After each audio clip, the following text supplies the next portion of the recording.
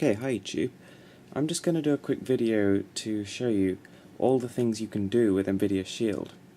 Now, a lot of people said when this device was released that it was a very lackluster piece of kit and that there was no real market for it.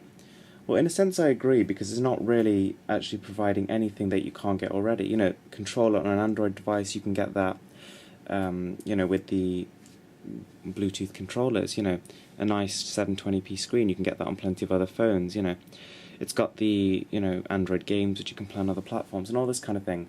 And it is kind of true that there's not really a lot Nvidia Shield can do that other devices can't. But the fact that you get so many of the best things of Android all in one device lets it become, I think, to be honest, one of the best devices I've ever seen or used, really. I think it's incredibly useful as well as cool. So, the first thing is things like emails, You can check your emails on this thing, you can browse the internet, you can do, go on the Play Store, you can do all these sorts of standard things that you'd expect from an Android device, and they're just as good as they are on any other high-end Android phone. Don't forget you're getting the best specs you can possibly get at the minute, Tegra 4, 2 gigs of RAM, top of the market specs, as well as the second latest version of Android. You're getting 4.3 with an update to 4.4 coming soon. Okay, so the first other thing I use it for is movies. If you've ever heard of Archos video player, I think that's a really good video player. Shows you all your movies in a nice sort of clean interface and downloads the covers for you. And there's, with 64 gigs of external memory, which you can have via an SD card, it's a great companion for movies. And the fact that you've got this nice hinge here, lets you angle it however you want. And it's perfect for watching movies. 5-inch screen is not exactly massive, but it definitely does the job quite nicely. It's very crisp, very clear, and nice vibrant colours. On top of that, you get really good speakers which help to immerse you in the experience. And they're great for listening to music too, which brings me on to the next thing. You can just go on YouTube, search any song you want, and listen to it. The high quality speakers really do make that a great experience. Okay, the next thing, which is really good, obviously, are the Android games. Now, this is where it starts to go above and beyond phones, basically.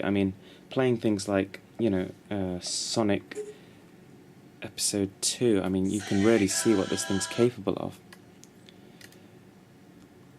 This is actually an upgraded version of a console game. It's running at 60 frames per second instead of 30 on there. So that shows you what this thing's really capable of. When you see it in motion, you'll be amazed.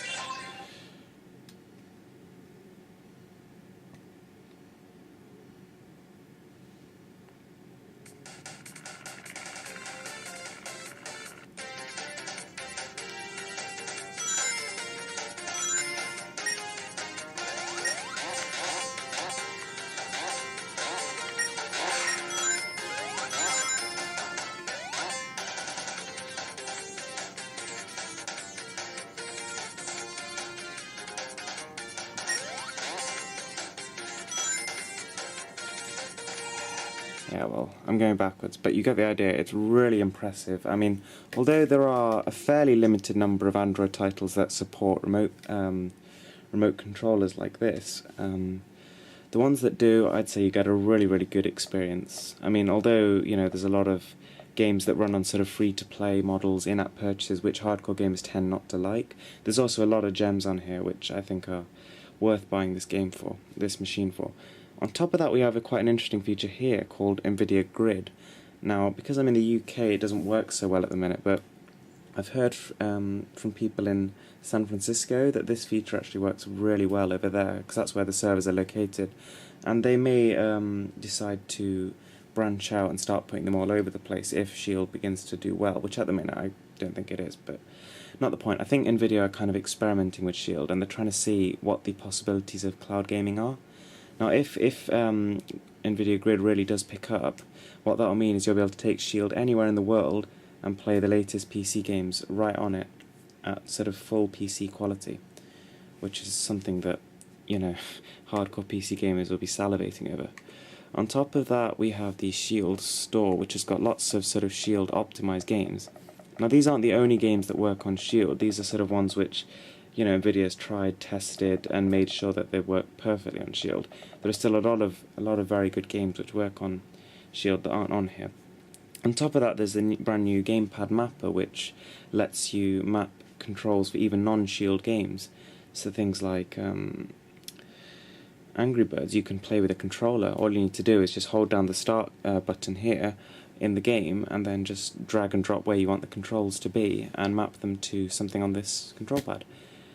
The next thing, right, is PC games. PC games work really well on here. You can obviously play games on your Steam account on your PC, which is one of the main selling points of this thing.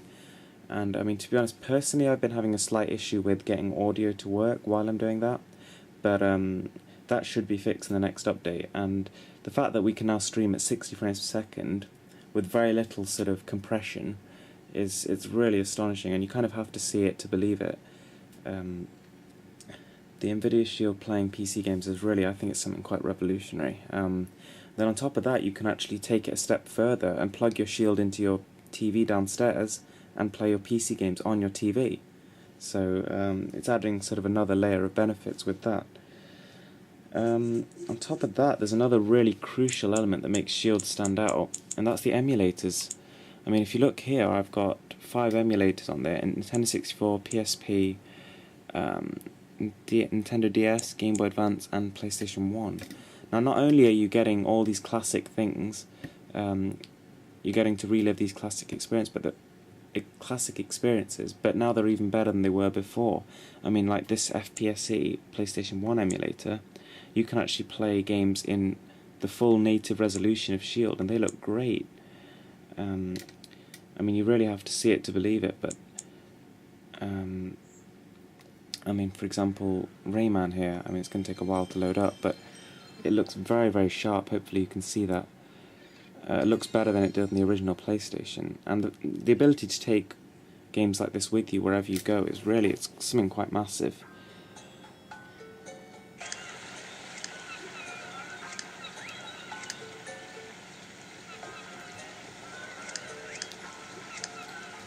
Now, although you can get this on other Android phones and things, the fact that you have a controller here makes the gameplay so much more accessible and fun. I mean, no hardcore gamer really wants to actually play on a phone using touch controls. It's just not the done thing.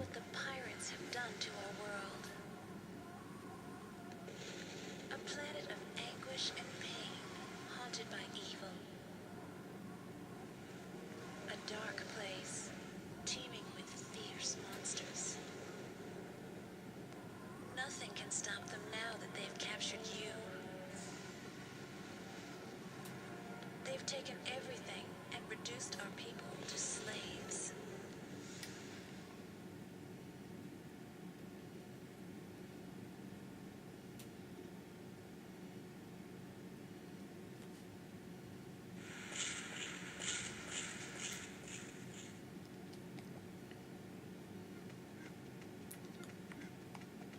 So yeah, this is it, playing Rayman on the Shield. And as you can see, it works great. It looks really, really nice. And it's even better than the original experience on the PlayStation. So if you've got any old games that you really want to relive, the Shield is probably the best place to do it. You know, you get Game Boy Advance, you can play Advance Wars on the go, you can play all your Pokemon games on the DS, you can play God of War on the PSP. You know, you've got everything here. It really is. I think the Shield is a highly underestimated device. It's got a really, really nice screen. It's got the latest software, the best components, great speakers, and it's just got a whole massive load of features which people are underestimating. So, I mean, that's my sort of, that's the basis of my video, and I'd like to thank you all for watching. Rate, subscribe, comment, like, and check out my other videos.